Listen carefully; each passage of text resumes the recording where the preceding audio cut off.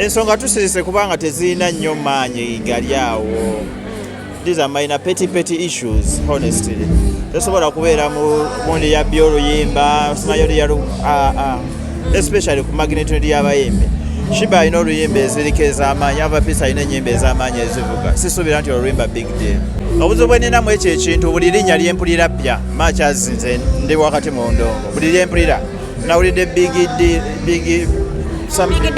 simanyi omanyi abasinga tubamanyirwa nnyimba zaabwe na signatures na tagga ze bateeka mu nnyimba. Big David simanyi luyimba lwe writer ye Taz simanyi kiki yawandiika. Waliwo gwe bagambye omuyimbi simanyi yo luyimba lwe. Kati abantu ng'abo sisobola kukeera badiscussinga. First of basobola okukola ekyo kye bakola ne batunda ennyimba emirundi egi nti waluguza Jeff Shiba wafuna chance elugula alumuguza because achamuka ina amaalo.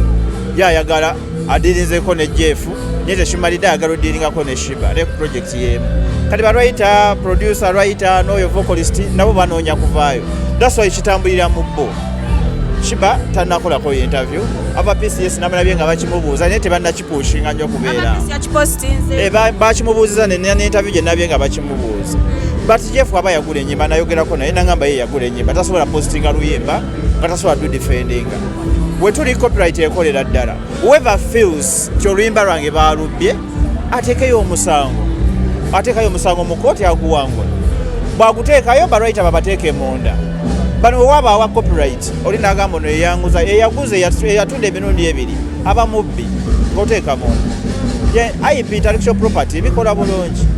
Abo mpozi nga kibazanyira kuwebanga byaddala then basobola okugenda mu kkooti. Olutalo luno lwazzeemu n'omuntu omulala Crystal Panda.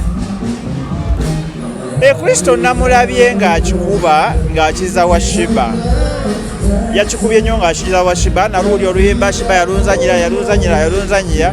Already Crystal ne Shiba they have history. Nti Crystal okuvaayo obulungi Shiba yakola remix y'oluyimba. Kati aba alina okupayinga respect.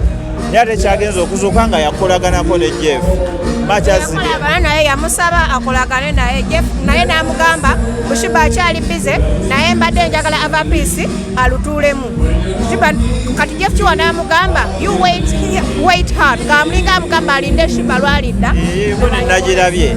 Kati ekyo I think ebyo Kristo abadde abyogera nga yeerabidde nti yawandiikirako Jeff message eyo message mbi nnyo okukulira Kristo first of emwokyeza mu public emwokyesa ewa Shiba because you are trying to say Shiba waba taliiwo I can use Ava.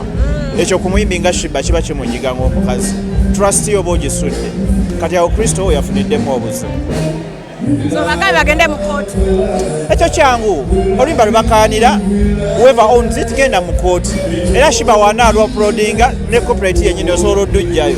Anaabeera n'obusobozi obustrikingamu ne basobola okukimalirawo basobola okugenda mu mateeka gakolera ddala. Twakava mu kkooti n'Alex Mohanji ku uploadinga just video performance ate kati oluyimba nga walusasula and you own it.